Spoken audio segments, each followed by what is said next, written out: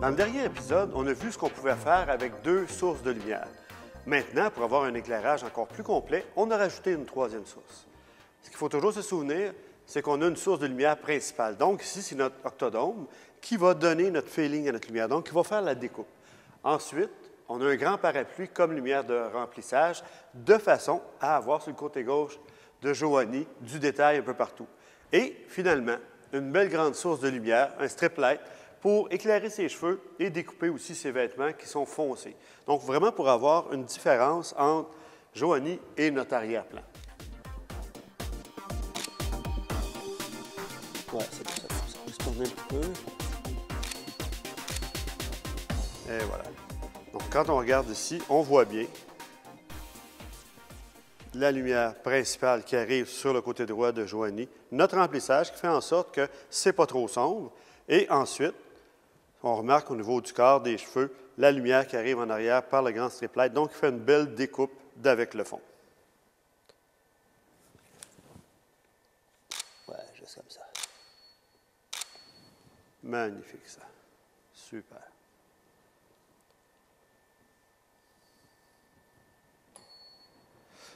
Sylviane, on va la baisser un petit peu. Vous avez remarqué présentement, on a changé notre lumière de cheveux.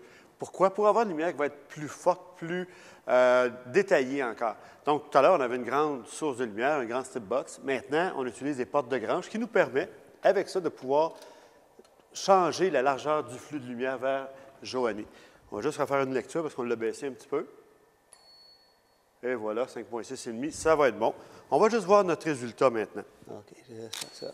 Joanie, tu vas juste te tourner un petit peu comme ça, l'autre sens. Voilà, c'est bon ça. Peut-être juste un petit peu moins fort, Sylviane. Parce qu'on remarque ici qu'on a un petit peu de surexposition, donc notre lumière, qui est, comparativement tout à l'heure, qui est beaucoup plus forte. Ça va être bon, ça.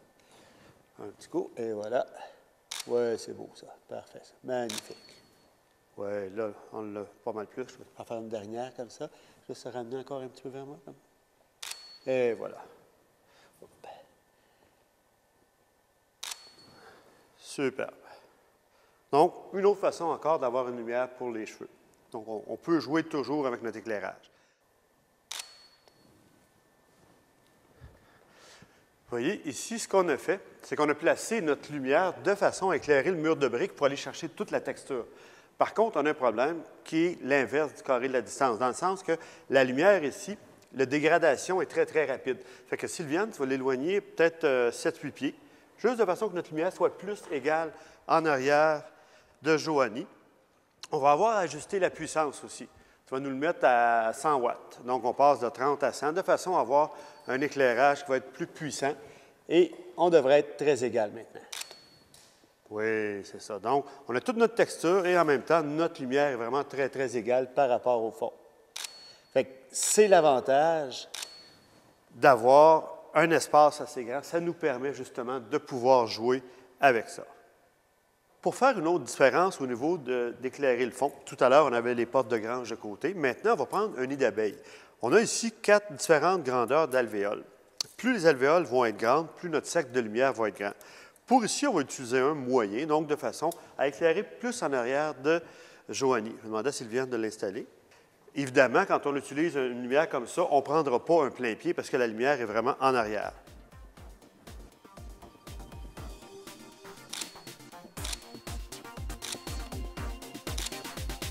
Super. On voit bien ici le cercle de lumière en arrière de Joanie qui fait une belle séparation d'avec le fond. Dans le prochain épisode, on va rajouter une 4e source pour avoir encore plus de dimensions à notre photo. Ici François Desrosiers pour les ateliers Lozo.